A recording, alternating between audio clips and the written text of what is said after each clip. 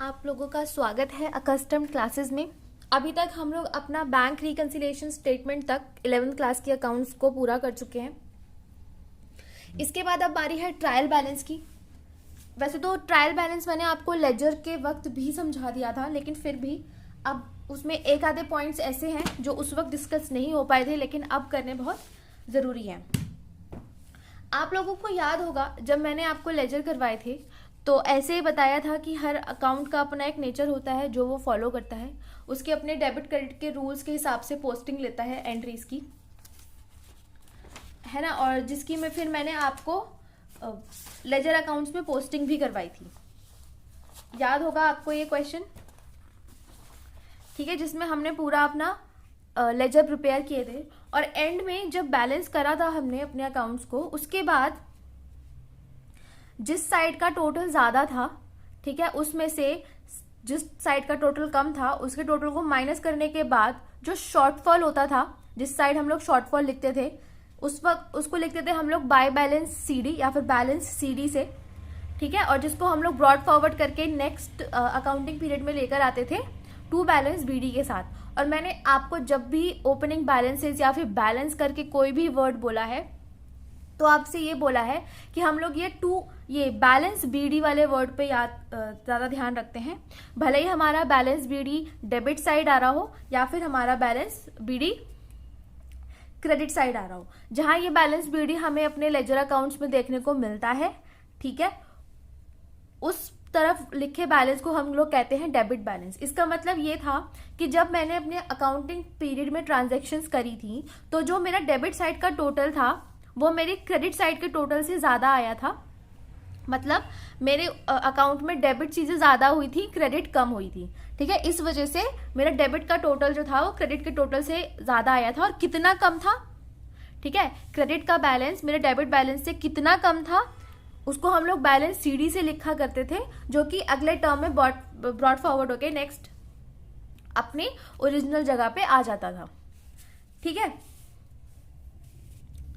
अब फिर अब यहां से हम वापस आते हैं। देखो, ओपनिंग बैलेंस इसको हम लोग लिखते थे, ठीक है, जिसको ओपनिंग बैलेंस भी बोलते हैं और इसका आपको एक्सेस अमाउंट भी हम लोग बोलते हैं। तो ये रूल्स मैंने आपको लेजर के टाइम पे करवाए थे, ठीक है। नहीं, एक बार आप लोग फिर से लेजर वाली वीडियो देख लेना अगर आपको चीजें याद नहीं आ रही हो। अब ये सारे बैलेंसेस देखो, अब आपके पास सिर्फ एक छोटा सा क्वेश्चन जिसमें आपकी कुछ 15-20 ट्रांजेक्शंस होती हैं डिफरेंट अकाउंट्स के साथ, अगर वो डील कर रहा होता है तो उसको ही रिकॉर्ड करने के लिए हमें लेजर अकाउंट बनाना पड़ता है। कम से कम 5-6 पन्ने भर जाते हैं हमारे पेजेस के, ठीक है। अब हमें ये बार बार जाके देखना कि कौन से अकाउंट का मेरा डेबिट बैलेंस आया था और कौन से अकाउंट का क्रेडिट बैलेंस आया था, ठीक है। यूजुअली ये स्टैटिक होती हैं चीजें, ठीक है, मतलब कुछ एसेट्स या फिर कुछ अकाउंट्स ऐसे होते हैं जिनका हमेशा डेबिट बैलेंस ही आता है और कुछ का ऐसा होता है जिसमें ऐसा क्रेडिट बैलेंस ही आता है। मतलब एंड में हमारा बैलेंसिंग फिगर अपोजिट साइड चला जाता है। अब पर लेकिन कभी कभी ऐसा होता है कि हमें एक बार जांचने की जरूरत होती है कि हमने कौन कौन से तो एक अकाउंट्स बनाए थे, ठीक है। आप 15-20 पन्ने थोड़ी पलटोगे। अब मैंने तो ये आपको शॉर्ट में समझाया है, लेकिन अगर हम लोग प्रॉपर ड्यू प्रोसीजर को फॉलो करें तो एक पेज में सिर्फ 3 अकाउंट्स बनते हैं, ठीक है। और वो भी अगर आपका कैश अकाउंट ना हो तो कैश अकाउंट जैसे बड़ी बड़ी ट्रांजेक्शन्स वाले अकाउंट आ जाए तो और भी ज्यादा प्रॉब्लम होती है, ठीक है। तो एक जगह मुझे अगर कहीं लिखना हो कि मैंने कौन कौन से अकाउंट बनाए हैं और उन अकाउंट में लास्ट में मतलब कौन से साइड का टोटल मेरा ज्यादा था, ठीक है, उस चीज को रिकॉर्ड करने के लिए हम बनाते हैं अपना ट्रायल बैलेंस, ठीक है। एक पन्ने पे सब कुछ लिख लिया जाता है, ठीक है। तो ट्रायल बैलेंस क्या होती है, एक स्टेटमेंट होती है जो कि आप एक लिस्ट की तरीके से भी कह सकते हो, जिसमें आपके लेजर अकाउंट्स के नाम के साथ उनके डेबिट और क्रेडिट बैलेंस दोनों होते हैं। मतलब, ठीक है, जिसका डेबिट बैलेंस है उसका डेबिट बैलेंस दिखाएगा वो, और जिसका क्रेडिट बैलेंस होता है उसका क्रेडिट बैलेंस दिखाएगा, ठीक है। ये क्या बताता है आपको, लेजर अकाउंट्स की समरी बताता है, ठीक है, कि कितने अकाउंट्स में डेबिट बैलेंस है और कितने अकाउंट्स में क्रेडिट बैलेंस है और आपने कौन कौन से अकाउंट्स बनाए थे, ठीक है। अब एक चीज इसमें और आती है ध्यान में कि जब हम लोग अपनी सब्सिडरी बुक्स का प्रोसीजर फॉलो करते हैं, ठीक है, सब्सिडरी बुक्स आपको याद होंगी, कौन सी? सब्सिडरी बुक्स हमारी कैश बुक है ना, परचेज बुक, सेल्स बुक है ना, purchase return book, sales return book, ठीक है। और कौन सी रह गई? जर्नल प्रॉपर, ठीक है। जब हम लोग ये टाइप की बनाते हैं तो कैश बुक, चलो बाकी सबका तो अपना एक अकाउंट बनता है लेजर के टाइम पे, लेकिन कैश बुक एक ऐसा रह जाता है जिसमें ये कैश और बैंक दोनों को लेके चलता है ना। और फिर इनके लेजर अकाउंट्स नहीं बनते, तो फिर इनके बैलेंसेस कहाँ आएंगे? इनके बैलेंस भी ट्रायल बैलेंस में शो होते हैं, ठीक है। सिर्फ प्राइमरी बुक में से सिर्फ कैश और बैंक वाला ही की अमाउंट ही होती है जो आपकी ट्रायल बैलेंस में जाती है। तो मतलब क्या हुआ कि हमारे लेजर अकाउंट्स के साथ साथ कैश बुक के भी बैलेंसेस को शो करता है, ठीक है, समझ गए? अब बात क्या आती है कि क्या इससे हमें ये पता चल जाएगा कि हमने एंट्री सही करी है? नहीं, इससे हमें ये पता नहीं चलता कि हमने एंट्रीज मतलब सही जगह पे पोस्ट करी है या नहीं करी है। ये सिर्फ अमाउंट को बैलेंस करने के लिए होता है। अगर आपको याद हो तो अकाउंटिंग प्रिंसिपल्स या फिर ये बेसिक अकाउंटिंग टर्म्स और थ्योरी करवाते वक्त मैंने आपको बताया था, क्योंकि हम लोग डबल एंट्री बुक कीपिंग को फॉलो करते हैं। इसका मतलब कि जो भी एक चीज डेबिट होगी, ठीक है, डेबिट या क्रेडिट होगी, उसका इफेक्ट, ठीक है, या फिर असर दूसरे अकाउंट पे क्रेडिट या डेबिट के साथ होगा, है ना। हैंडराइटिंग के लिए माफी चाहूंगी, है ना। तो ये अमाउंट, इसका मतलब क्या है कि जितनी अमाउंट हमारी डेबिट होती थी उतनी अमाउंट एक या फिर दूसरे दो अकाउंट से या फिर एक से ज्यादा अकाउंट्स में क्रेडिट हुआ करती थी, लेकिन हमारी अमाउंट बैलेंस हो जाती थी, ठीक है। तो मैथ के मतलब नंबर के टर्म्स में अगर हमारे बैलेंसेस मैच हो रहे हैं, मतलब जितने अमाउंट को मैंने डेबिट किया है उतने ही अमाउंट को मैंने क्रेडिट किया है, ये जांचने के लिए हम लोग अपना ट्रायल बैलेंस का हेल्प ले सकते हैं। लेकिन trial balance double entry book keeping system का पार्ट नहीं होता। मतलब जब फाइनल अकाउंट्स रिलीज होते हैं कंपनी के, तो उसमें ट्रायल बैलेंस नहीं रखा जाता। ये सिर्फ एक वर्किंग पेपर है या फिर आपका वो वर्किंग नोट है जो अपने पास कंपनी एडिशनल बना के रखती है, ताकि उसके पास एक समरी रहे कि उसने कौन कौन से अकाउंट्स प्रिपेयर किए हैं और कौन से अकाउंट में कितना उसका रिस्पेक्टिव डेबिट या क्रेडिट बैलेंस आ रहा है, ठीक है। अगर देखो, अगर मैंने कहीं एंट्री ही गलत पोस्ट कर दी, suppose discount received and discount allowed, इसकी मोस्टली हम लोग अपनी जो क्वेश्चंस में ट्रांजैक्शन देखते हैं, ठीक है। Discount received and discount allowed, मानो इसकी सिर्फ एक ही जगह बार पोस्टिंग हुई है, ठीक है। डिस्काउंट रिसीव्ड भी मेरे को 60 था और डिस्काउंट अलाउड भी मेरे को 60 था, लेकिन मैं ये जानती हूं डिस्काउंट अलाउड क्योंकि मेरा एक्सपेंस नेचर का होता है, इसलिए इसमें कुछ भी इंक्रीमेंट होता है तो यहां आता है, और डिस्काउंट रिसीव का क्रेडिट साइड आता है ना, क्योंकि हमारी इनकम के तौर पे मानी जाती है, ठीक है, गेन के तौर पे मानी जाती है। नाउ अगर मैंने गलती से ये कर दिया, डिस्काउंट रिसीव्ड में मैंने डेबिट साइड लिख दिया 60 रुपीज, ठीक है, और डिस्काउंट अलाउड में क्रेडिट साइड लिख दिया, बैलेंस तो वही रहा, 60-60 रहा, है ना, बैलेंस तो 60-60 रहा, लेकिन मैंने अपने अकाउंटिंग के रूल्स को फॉलो नहीं किया। तो ये चीज मुझे ट्रायल बैलेंस से पता नहीं चलेगी, ठीक है। ट्रायल बैलेंस इस चीज को छुपा जाएगा, इसलिए ट्रायल बैलेंस जो होता है ना हमारा, कोई भी अगर रिकॉर्डिंग में कोई एरर हो या फिर हमसे कुछ छूट गया हो, कोई अमाउंट मैंने गलत जगह पोस्ट कर दी हो, ठीक है, ये चीजें नहीं बताता। सिर्फ अगर आपके कैलकुलेशन में कोई दिक्कत हुई या फिर आपके बैलेंसेस मैच नहीं कर रहे डेबिट क्रेडिट के, तो सिर्फ ये इसी चीज के बारे में बता सकता है आपको। अब बात आती है कि हम लोग ट्रायल बैलेंस बनाएंगे कैसे, ठीक है, और कैसे ये डेबिट और क्रेडिट के बैलेंसेस को शो करता है, क्योंकि हमने जब लेजर्स बनाए थे तो इतने सारे लेजर्स बनते थे, तो एक पीस ऑफ पेपर पे इतने सारे बैलेंसेस कैसे आ जाएंगे, है ना। तो ये कैसे शो करता है वो मैं आपको बताने वाली हूँ। इसका सबसे पहला स्टेप है हमारे ट्रायल बैलेंस का फॉर्मेट। ट्रायल बैलेंस आप साल में कभी भी बना सकते हो, कितनी बार भी बना सकते हो, आपकी मर्जी है, आपकी जितना मन है, आपको जितना प्यार है ट्रायल बैलेंस से आप उतनी बार उसका प्यार दिखा सकते हो। तो जिस दिन हम लोग ट्रायल बैलेंस बनाते हैं उस दिन की अमाउंट हम लोग यहाँ पर डेट हम यहाँ पर लिख देते हैं। यहाँ आते हैं हेड्स ऑफ अकाउंट्स। अब हेड्स ऑफ अकाउंट्स क्या भला चीज होती है, देखो मैं आपको एक लेजर के क्वेश्चन से ही समझाती हूँ जो मैंने आपको प्रीवियसली करवाया था। देखो यहाँ पर लिखा है कैश अकाउंट, इज इट, यहाँ लिखा है कैपिटल अकाउंट, यहाँ लिखा है स्टॉक, ठीक है, इसको अभी नजरअंदाज करते हैं, राम्स अकाउंट और किरन्स अकाउंट।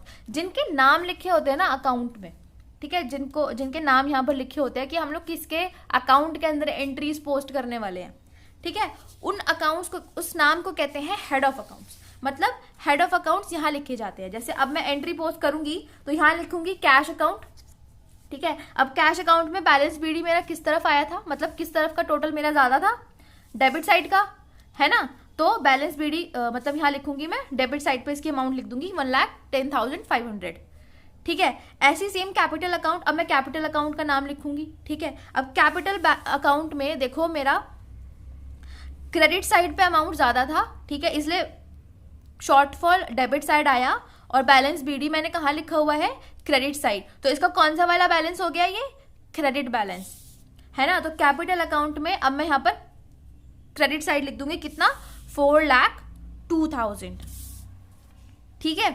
ऐसी अब डिफरेंट अकाउंट्स को हम लोग फॉलो करते हैं, लेकिन कुछ चीजें आपको याद रखनी होती है अपना ट्रायल बैलेंस बनाते वक्त, कि कुछ चीजों के हमेशा डेबिट बैलेंस आएंगे। जैसे मतलब कुछ चीजों के आप नाम लिखोगे, कुछ अकाउंट्स के आप यहाँ पर नाम लिखोगे, उनके बैलेंसेस हमेशा डेबिट होंगे, विच मीन्स कि उनका डेबिट साइड का टोटल हमेशा ज्यादा रहेगा उनके क्रेडिट साइड के टोटल से। जैसे मैंने आपको कैश बुक के टाइम पे बताया था, कैश अकाउंट के टाइम पे बताया था कि हमेशा हमारा कैश जो होता है ना हमारे इन हैंड, मतलब हमारे पास कैश ज्यादा होता है उससे जितनी हमने उससे पेमेंट करी है। भाई जब पैसा ही नहीं होगा तो आप पेमेंट कहाँ से करोगे। मैं आपके बैग में रखे हुए पैसों के बारे में बात कर रही हूँ, ठीक है। तो वो हमेशा डेबिट बैलेंस होता है, इसका मतलब उसकी डेबिट साइड का टोटल, उसकी इनफ्लोज, ठीक है, जो उसके रूल के हिसाब से होती है, वो हमेशा उससे ज्यादा होंगे, किससे, उसके क्रेडिट साइड के पेमेंट से, है ना। इस वजह से उसका हमेशा डेबिट साइड एक्सेस में रहेगा। तो ये कुछ अकाउंट्स होते हैं, ठीक है, ये कुछ अकाउंट्स होते हैं जिसकी हमेशा डेबिट साइड एक्सेस में मतलब ज्यादा ही रहती है। कौन सी, एसेट, कोई भी तरीके का एसेट हो, कोई भी फिक्स्ड एसेट हो, कोई भी करंट एसेट हो। फिक्स्ड एसेट मतलब आपकी plant and machinery, furniture, table, chairs, anything, ठीक है, डिलीवरी वैन और कोई भी ऐसा व्हीकल, कुछ भी अगर ऐसा होता है, कैश अकाउंट, डेटर्स, है ना, ये चीज आपकी हमेशा डेबिट बैलेंस शो करेंगी, ठीक है।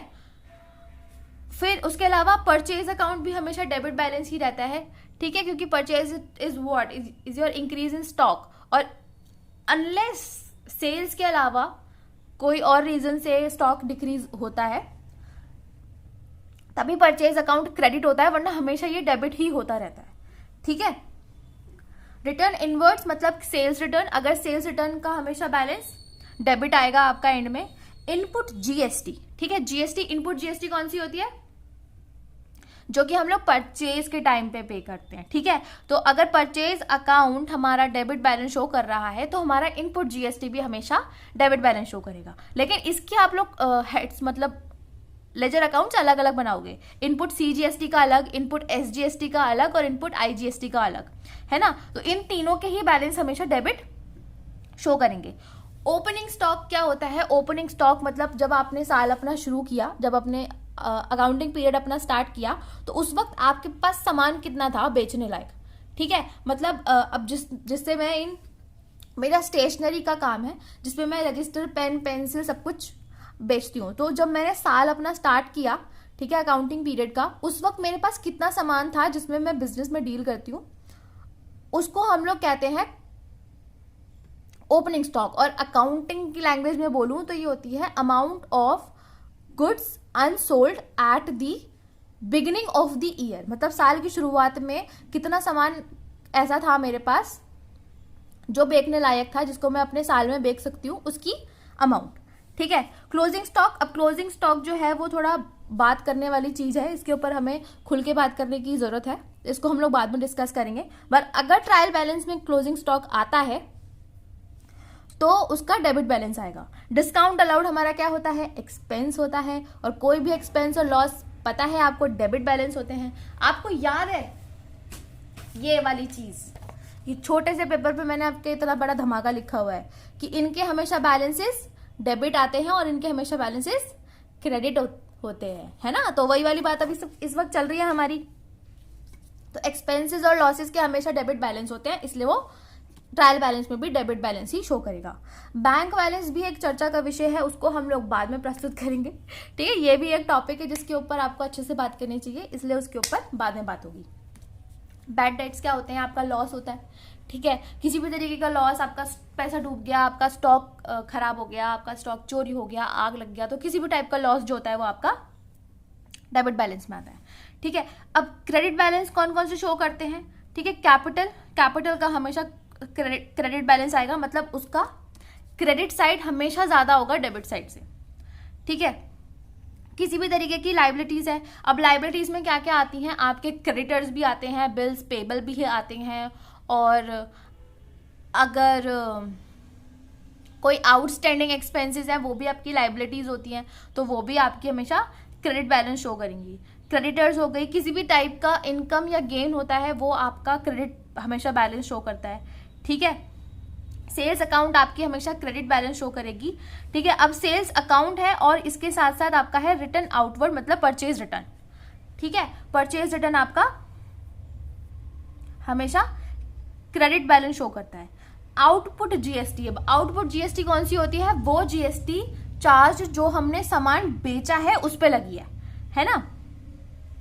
तो आउटपुट जीएसटी, इसके भी आप 3 हेड बनाओगे different, output CGST, output SGST and output IGST. Okay, discount received हमारी इनकम होती है, इसलिए उसका क्रेडिट बैलेंस होता है। अब एक चीज होती है कैरेज, कैरेज इनवर्ड हो या आउटवर्ड हो। ठीक है, मतलब कैरेज या तो इनवर्ड का मतलब ये होता है कि जब आप सामान खरीदते हो, ठीक है, जब आप लोग सामान खरीदते हो और सामान खरीदने पे जो आपने ये कहते हैं ना भाड़े का पैसा दिया है सामान लेके आने जाने का, वो होता है कैरेज इनवर्ड। और कैरेज आउटवर्ड वो होता है कि अगर आपने कुछ सामान सेल किया है, ठीक है, तो उस सामान को कस्टमर तक पहुंचाने के लिए जो उसका काम होता है ना किराए का या सामान लेके जाने का, उसको कहते हैं कैरेज आउटवर्ड। ये दोनों ही एक्सपेंस होते हैं और इन दोनों का ही हमेशा डेबिट बैलेंस आएगा। ठीक है, कंफ्यूज मत होना कभी भी। ओके, इसलिए मैंने सिर्फ कैरेज लिखा है, कैरेज इनवर्ड और आउटवर्ड दोनों कुछ भी नहीं लिखे। ओके, अब हम लोग अपने सबसे लास्ट की चीज पाते हैं, बैंक बैलेंस। अब देखो, मैंने बैंक बैलेंस आपका डेबिट में भी लिखा हुआ है और क्रेडिट में भी लिखा हुआ है। वैसे तो जिन्होंने मेरे साथ बैंक रिकंसिलिएशन स्टेटमेंट पढ़ी है वो तो अभी तक समझ गए होंगे कि मैंने क्यों लिखा है दोनों तरफ, लेकिन फिर भी हम लोग अपना बात करते हैं इस चीज के बारे में। सबसे पहले देखते हैं क्लोजिंग स्टॉक। देखो, क्लोजिंग स्टॉक क्या होता है। आपका साल शुरू हुआ, ठीक है, आपका साल शुरू हुआ, आपके पास कुछ सामान था जिसको मैंने ओपनिंग स्टॉक का, ठीक है, सेलेबल गुड्स थे जो आप लोग बेच सकते हो, वो आपका ओपनिंग स्टॉक था। इसमें रॉ मटेरियल वगैरह सब कुछ आ जाता है। इसी साल के दौरान मैंने परचेज किया कुछ, ठीक है, और कुछ सामान बेचा भी, ठीक है। तो परचेज, मैंने कुछ सामान खरीदा और कुछ सामान बेच दिया, और एंड में जो मेरे पास सामान अब मेरे साल के एंड में बचा है उसे मैं कहती हूं क्लोजिंग स्टॉक, ठीक है। अब इसके 2 मतलब होते हैं क्लोजिंग स्टॉक के। अगर क्लोजिंग स्टॉक आपका ट्रायल बैलेंस में शो करेगा, ठीक है, या फिर आपका ट्रायल बैलेंस में शो नहीं करेगा, 2 में से एक ही चीज होंगी, ठीक है। अगर वो ट्रायल बैलेंस में होता है, इसका मतलब क्या है कि आप उसमें से परचेजेस को एडजस्ट कर चुकी हो, ठीक है। मतलब आप उसमें ओपनिंग स्टॉक में परचेज को ऐड करके आपने शो कर दिया और अब आपकी परचेजेस इसमें ऐड हो चुकी हैं। तो अगर क्लोजिंग स्टॉक ट्रायल बैलेंस में आया है तो देन परचेजेस, मतलब परचेज अकाउंट का balance will not be shown in trial balance. एक बार फिर से बोलते हैं, अगर क्लोजिंग स्टॉक का बैलेंस आप लोगों को ट्रायल बैलेंस में दे रखा है, इसका मतलब है कि उसमें ऑलरेडी परचेजेस ऐड हो रखी हैं, तो उनको दोबारा से, विच मीन्स परचेजेस को दोबारा से आपको ट्रायल बैलेंस में डालने की जरूरत नहीं है। और अगर आपका क्लोजिंग स्टॉक ट्रायल बैलेंस में नहीं दे रखा लेकिन एडजस्टमेंट में है, ठीक है, एडजस्टमेंट या फिर एडिशनल इंफॉर्मेशन का पार्ट है, ठीक है, तो आपकी purchases will be in trial balance. इसका मतलब क्या होता है? इसका मतलब वैसे तो डेप्थ में हम लोग अपने जब अब धीरे धीरे अपने फाइनल अकाउंट्स की तरफ बढ़ेंगे तब मैं आपको समझाऊंगी। इसका मतलब ये होता है कि इसमें परचेजेस को हमने प्लस नहीं किया हुआ, तो इसको अब मैं ट्रेडिंग अकाउंट में लेके जाके इसको प्लस करती हूँ, ठीक है। और अगर ये ट्रायल बैलेंस में होता है ना, एक चीज और ध्यान रखने वाली है, तो closing stock, this is closing stock, okay, closing stock सिर्फ बैलेंस शीट में शो होता है, ठीक है। और अगर वो ट्रायल बैलेंस में नहीं है तो closing stock in trading account, trading and profit and loss account आपके फाइनल अकाउंट्स का पार्ट होती है, तो trading account and balance sheet दोनों में होता है, ठीक है। तो इसका छोटा सा मतलब अभी याद रखने वाली चीज सिर्फ यही है, हम लोग डिस्कस करेंगे उसे डेप्थ में, बहुत क्या कहते हैं उसे, गहरी चर्चा होने वाली है इसमें, घनिष्ठ रूप से हम लोग इसमें चर्चा करने वाले हैं, ओके, बहुत डेप्थ डिस्कशन होने वाला है, don't worry about it, okay. So मैंने यहाँ पर भी यही चीज लिखी हुई है कि अगर उसमें होता है तो परचेजेस अकाउंट में एडजस्ट हो रखा है तो आपको परचेजेस डालने की जरूरत नहीं होती, ठीक है, सिंपल सिंपल इसमें यही बात लिखी हुई है। अब दूसरी बात आती है आपकी ये कि बैंक बैलेंस का क्या फंडा है।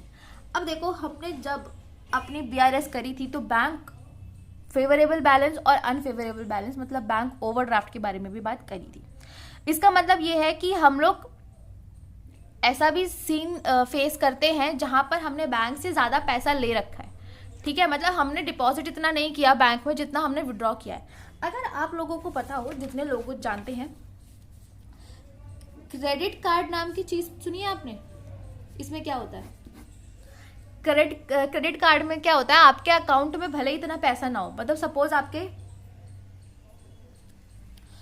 अकाउंट में सिर्फ 15,000 रुपए है, ठीक है, लेकिन आपने क्रेडिट कार्ड ले रखा है बैंक से जिसकी वैलिडिटी 25,000 है, ठीक है, मतलब आपने बैंक से अपने परमिशन ले रखी है कि मैं 25,000 तक का यूज करता हूँ, तो बैंक आपको अलाउ कर देता है, ठीक है, तुम मुझसे उधार लेके काम कर लो अपना, ठीक है, 25,000 फिर बाद में आपके बैंक में से कटते रहते हैं, ठीक है। इसका मतलब क्या है कि इतना हमने अपने अकाउंट में डिपॉजिट नहीं कर रखा था जितना हमने उससे विड्रॉ कर लिया है ना। तो दोनों ही केसेस में क्या हो जाता है हमारा, या तो बैंक बैलेंस में या फिर तो आपका डेबिट बैलेंस आएगा, इसका मतलब कि डेबिट साइड का टोटल आपका क्रेडिट साइड के टोटल से ज्यादा होता है, और अगर क्रेडिट बैलेंस ओवरड्राफ्ट बैलेंस आता है इसका मतलब कि आपके डेबिट बैलेंस जो था, टोटल जो था वो कम है क्रेडिट साइड के टोटल से, ठीक है। बस इतनी सी चीज है, इसलिए इसके दोनों ही पार्ट आ सकते हैं। अगर आपका डेबिट साइड ज्यादा आया तो डेबिट बैलेंस शो करेगा, अगर आपका क्रेडिट बैलेंस आया तो क्रेडिट साइड शो करेगा।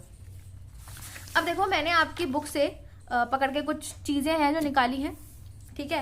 अब इनके आपके ओपनिंग, आपको इनके क्लोजिंग बैलेंस तो समझ में आ गए, सॉरी। तो अब देखो, मुझे बताओ कि कैश का जो बैलेंस BD वाला अमाउंट होता है वो मैं कहाँ डालूंगी एंड में? डेबिट साइड, ठीक है। बैंक का मतलब बैंक, अगर सिर्फ बैंक अकाउंट लिखा हुआ है, ठीक है, तो उसका मतलब है उसका डेबिट बैलेंस, तो वो डेबिट साइड शो करेगा। ओवरड्राफ्ट अकाउंट है, ठीक है, तो आपका क्रेडिट साइड शो करेगा, और इन दोनों में से कोई एक ही चीज आएगी, दोनों मत लिख के बैठ जाना। कैपिटल क्या होता है हमारा, हमेशा से क्रेडिट बैलेंस शो करेगा। फर्नीचर मेरा एसेट है इसलिए मेरा डेबिट बैलेंस शो करेगा। कोई भी टाइप का दूसरा फिक्स्ड एसेट जो है वो हमेशा डेबिट बैलेंस शो करेगा। डेटर्स मेरे करंट एसेट होते हैं इसलिए मेरा डेबिट बैलेंस शो करेगा। क्रेडिटर्स मेरी लाइबिलिटीज होते हैं, इस वजह से ये क्रेडिट बैलेंस शो करेगा। आउटस्टैंडिंग एक्सपेंसेस मेरी लाइबिलिटी होती है इसलिए ये क्रेडिट बैलेंस शो करेगा। प्रीपेड एक्सपेंसेस, जो एक्सपेंसेस मैंने अभी से पे कर रखे हैं लेकिन इनका बेनिफिट मुझे बाद में मिलेगा, इसका मतलब जब मेरा खर्चा होना चाहिए था तब मुझे पैसे ही नहीं देने पड़ेंगे, है ना, इसलिए मेरा एसेट होता है। ठीक है, ये करंट एसेट होती है। ठीक है, ऐसा होता है ना, हम किसी किसी की चीज़ की पेमेंट जल्दी कर देते हैं एडवांस में, तो फिर हम लोग वहाँ पर सेठ बन के घूमते हैं कि हम भगवान है, हमारे पैर पूजो, क्योंकि हमने पैसा पहले से भर रखा है इसका। ठीक है, कोई भी मतलब एक्सपेंस दूसरे टाइप के या फिर लॉस होता है आपका, जिसके सामने आपका पेड लिख कर आ जाए, इसका मतलब paid salary, paid wages, paid electricity expenses, telephone का बिल पे किया आपने, ठीक है, दूध का खर्चा, पानी का खर्चा, कुछ भी खर्चा, ठीक है, चाय पानी, किसी भी चीज़ का खर्चा हो तो वो आपका हमेशा डेबिट बैलेंस शो करेगा। बैड डेट्स आपके लॉस होते हैं, इसलिए हमेशा डेबिट बैलेंस शो करेगा। ठीक है, सेल रिटर्न, ठीक है, आपके इनकम में डिक्रीज का नेचर लेके बैठे होते हैं, इसलिए ये हमेशा डेबिट बैलेंस शो करते हैं। परचेज रिटर्न आपके एक्सपेंस में रिडक्शन हो जाता है, इसलिए इसको क्रेडिट करते हैं। डिस्काउंट अलाउड आपका एक्सपेंस होता है, इसलिए हमेशा डेबिट होगा, डेबिट बैलेंस शो करेगा। कोई भी टाइप की इनकम है आपकी, ठीक है, इंटरेस्ट रिसीव्ड, कमीशन रिसीव्ड, फलाना रिसीव्ड, ढमकाना रिसीव्ड, कुछ भी रिसीव्ड, वो आपका क्रेडिट बैलेंस शो करेगा। एक्रूड इनकम मतलब income due but not received, कभी तो आएगी, इसलिए उसका क्रेडिट बैलेंस होता है। ठीक है, अरे सॉरी, क्योंकि आपका एक्रूड इनकम जो होती है वो एसेट होती है, इसलिए आपकी हमेशा डेबिट बैलेंस शो करती है। ठीक है, एडवांस इनकम क्या होती है, हमारी लायबिलिटी होती है, मतलब आपने मुझे पेमेंट कर दी, अब मुझे बोझ तले दबा दिया कि मेरे को आपका काम करना पड़ेगा। ठीक है, इसलिए ये हमेशा क्रेडिट बैलेंस शो करेगा। डिस्काउंट रिसीव्ड आपकी इनकम होती है, इस वजह से ये आपका क्रेडिट बैलेंस शो करेगी। इनपुट CGST जो होता है वो आपके लिए एसेट होता है, इसलिए ये आपका डेबिट बैलेंस शो करता है। अब क्यों एसेट होता है ये मत पूछना, GST में समझा चुकी हूँ हर चीज। आउटपुट CGST क्योंकि हमारी लायबिलिटी होती है, इस वजह से ये हमारा क्रेडिट बैलेंस शो करेगा। सेल्स आप या तो इनकम मान लो या फिर रिडक्शन इन स्टॉक मान लो, कुछ भी मान लो, ये आपका क्रेडिट बैलेंस ही शो करेगा। परचेजेस एक्सपेंसेस मान लो या फिर एडिशन इन स्टॉक मान लो, ये आपका डेबिट बैलेंस ही शो करेगा। ओपनिंग स्टॉक आपका डेबिट बैलेंस शो करता है। ठीक है, ओपनिंग बैलेंस आपका आएगा अगर गिवन है ट्रायल बैलेंस में, लेकिन क्लोजिंग स्टॉक, ठीक है, क्लोजिंग स्टॉक का अब आपको स्टार मार्क पता चल गया कि अगर परचेजेस नहीं आएंगे तो क्लोजिंग स्टॉक आएगा और क्लोजिंग स्टॉक में वो एडजस्टेड होगा पहले से। ठीक है, अगर शो किया तो डेबिट बैलेंस। अब हम इसका टोटल कैसे करते हैं, टोटल भी दिखा देती हूँ मैं आपको कि हम लोग इसका टोटल कैसे करते हैं। जैसे अब सारे अकाउंट्स के बैलेंसेस मैंने लिख लिए, ठीक है, सारे अकाउंट्स के डेबिट और क्रेडिट बैलेंस में लिख चुकी हूँ ऑलरेडी। तो एंड में क्या होगा, एंड में मैं टोटल करूंगी सारे डेबिट साइड के अमाउंट्स का और सारे क्रेडिट साइड के अमाउंट का। तो एंड में मुझे ये दिखना चाहिए कि डेबिट साइड का जो पूरा टोटल है वो क्रेडिट साइड के पूरे टोटल के बराबर होता है। अगर ये मैच नहीं करता तो मतलब कहीं आपने कैलकुलेशन में गलती कर दी। ठीक है, और ये मेरे साथ बहुत होता है। मैं अभी भी थोड़ी देर पहले कोई क्वेश्चन कर रही थी जिसमें मैं लटक गई थी, और उसमें क्या हुआ था, मैंने कुछ 1500 की अमाउंट कैश अकाउंट में डाली नहीं थी। ठीक है, अब मैं उसको दोबारा से जब तक टैली ना करूँ ना पता नहीं चलता। तो ये चीज वो नहीं बताएगा कि आपका कैश अकाउंट में शॉर्टफॉल हुई है ना, वो सिर्फ ये बताएगा कि भैया आपका 1500 रुपये से मैच नहीं कर रहा। ठीक है, तो क्या हुआ अब हमारा कि एंड में हम लोग इसको बैलेंस करके बता देते हैं कि हाँ भैया जितनी हम अमाउंट हमने डेबिट कर दी थी उतनी अमाउंट हमने क्रेडिट कर मारी। ठीक है, तो ये हो गया आपका ट्रायल बैलेंस भी खत्म। इसके प्रैक्टिकल मैंने इसलिए नहीं करवाया क्योंकि इसकी नीड नहीं थी। ठीक है, ये इसकी पोस्टिंग मैं आपको लेजर के टाइम पे समझा चुकी हूँ, और अब इसकी एंट्रीज आएंगी कि इससे हम लोग कैसे सामान लेके अपना फाइनल अकाउंट्स में लगाते हैं, उसको करेंगे। लेकिन पहले हम अपना करेंगे डेप्रिसिएशन, उसके बाद आता है आपका प्रोविजंस एंड रिजर्व्स। तो अभी आपके बीच में 2 चैप्टर्स हैं, जिसके बाद हम लोग अपना फाइनल अकाउंट्स की तरफ फाइनली मूव करेंगे। तो अब हम लोग मिलेंगे अपनी डेप्रिसिएशन की क्लास में, जो होगी आपकी कल पक्का होगी। कल नहीं हो पाई थी, मुझे कल कहीं जाना था, इस वजह से मैं आपकी क्लास नहीं ले पाई, लेकिन कल आपकी पक्का डेप्रिसिएशन की क्लास होगी। और ऐसे ही हम लोग बहुत डिटेल में करवाऊंगी मैं आपको डेप्रिसिएशन की। जिनको आता है उनका रिवीजन होगा और जिनको नहीं आता उनके बिल्कुल मक्खन की तरह कॉन्सेप्ट क्लियर होते हुए चलेंगे। तो जुड़े रहिएगा मेरे साथ नेक्स्ट क्लास में भी। वीडियो पसंद आए तो लाइक शेयर सब्सक्राइब सब कर दो, ठीक है। दोस्तों को जगाओ, पढ़ो पढ़ो पढ़ो। ओके, और अब हम लोग मिलेंगे अपनी नेक्स्ट क्लास में। तब तक के लिए पढ़ते रहिए और अपना ध्यान रखिए।